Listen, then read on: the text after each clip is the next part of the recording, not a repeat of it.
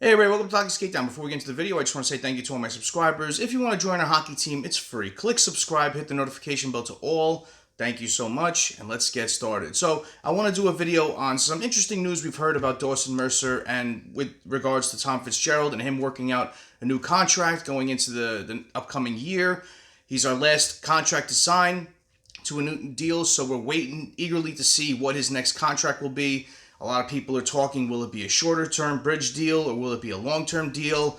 Remains to be seen. The Devils don't have that much cap space left to do a long-term deal, but we'll see what can happen. You know, there's still plenty of time left until training camps open, but this is definitely one of those pressing issues for the New Jersey Devils. So in this video, I want to talk about what Tom Fitzgerald last said about trying to get a deal done with Dawson Mercer. I'll play that video now, and then I'll talk afterwards about, Mercer and go over, comparables of what his contract may be like going forward. So watch that interview with Tom Fitzgerald, and then I'll do that video. Just the latest on Dawson Mercer and negotiations there. Yeah, we're going to start that. His agent and I knew after the July 1st we would get going. Dawson, we feel, is a long-term player for us. Where we go with term is going to be judged on the dollars, and we only have so much money to spend. I like the fact that where we project him to be still gives us flexibility with our cap to continue to accrue and the possibility of adding down the road. And the rest of the RFAs too. So what you heard Tom Fitzgerald just say is that very impressive things. He wants to. He sees Dawson Mercer as a long-term player for us. Where we go with term based on dollars, only have so much to spend right now as the Devils are up against the cap with all the off-season acquisitions they made, and that he likes where we project him to be, gives us flexibility with our cap. And Bill Spaulding tweeted out shortly after this that there is a desire for a long-term deal with Dawson Mercer. So, I love Dawson Mercer. If there's any way you could keep him around long-term, this would be the contract to do it because, with just a player like Jack Hughes, you signed him to that 8-year, $8 million AAV. You locked him in before he started taking off, and I think that's what you want to do with Dawson Mercer. But the question is, he had a year where this year he had a backseat to his two prior years, so that's where the question marks lie. But the very favorable thing is that yesterday we saw an article come out that it stated in an interview with RG.org, General Manager Tom Fitzgerald said, "We are working towards an agreement after exchanging proposals." This quote is a good indication that the two sides will get a deal done before training camp starts, as it confirms the two sides are far enough where offers are exchanged. So, this is definitely a positive going forward. I don't see this as one of those players that it takes a while. It goes into the season to get a deal done. I think it will get hammered out pretty soon. As I'm doing this video, I'm sure when I release it, I'm sure that we'll get news on a new contract. It's just my luck with these things. But, with Dawson Mercer, it's a contract that anyway is a good way for us. We don't have a lot of cap right now.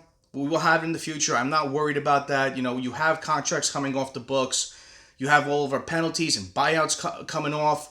And also you have the cap going up a substantial amount each of these next coming years for what Gary Bettman has said about the cap situation going forward. So I'm not worried about Dawson Mercer and what his contract will be and how it will affect the Devils, just what the numbers will be. But looking at, Dawson Mercer, still very young, works awesome with our core, 22 years old, center wing for us, very, very versatile forward. You can play him at center, you can play him at wing, you can play him up and down the lineup. He works well with Heischer, he works well with Hughes, so he's just a player we have to keep around.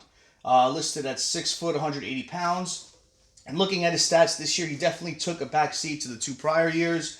In 23-24, he played in 82 games, 20 goals, 13 assists, 33 points, minus 26. Averaged around 17.13 minutes of ice time. In 22-23, he played in 82 games, 27 goals, 29 assists for 56 points. This was his best season. Was a plus 22, averaged around 16.33 of ice time.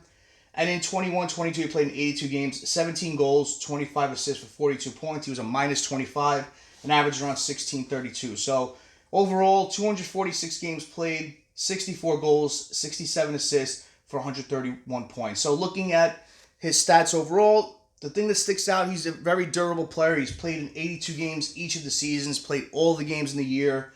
He's averaged around 20 to, I suspect him to be a 30 goal scorer one day, so you can peg him for in between 20 to 30 goals. He's averaged around 44 points a year, so you're looking at that number as well. But you look at all the intangibles he brings. He's a versatile forward. He can play up and down your lineup.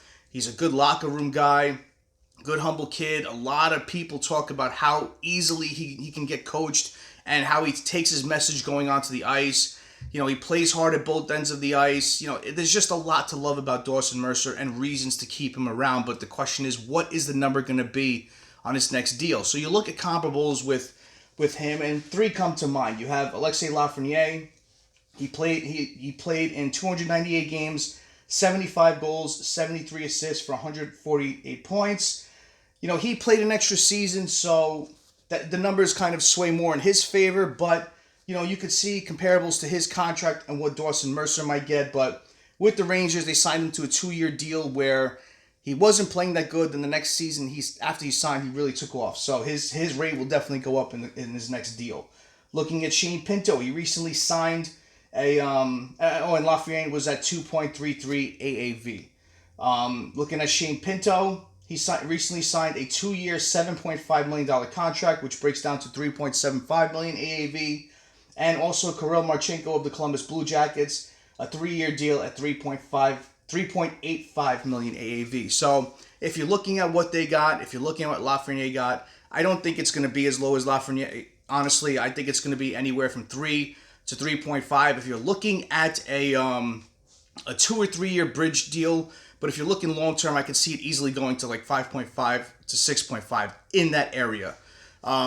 Maybe it's 6, I don't know, but I think it's going to be anywhere in that area because you're projecting him to get better and better as the time goes on, especially with a better roster around him.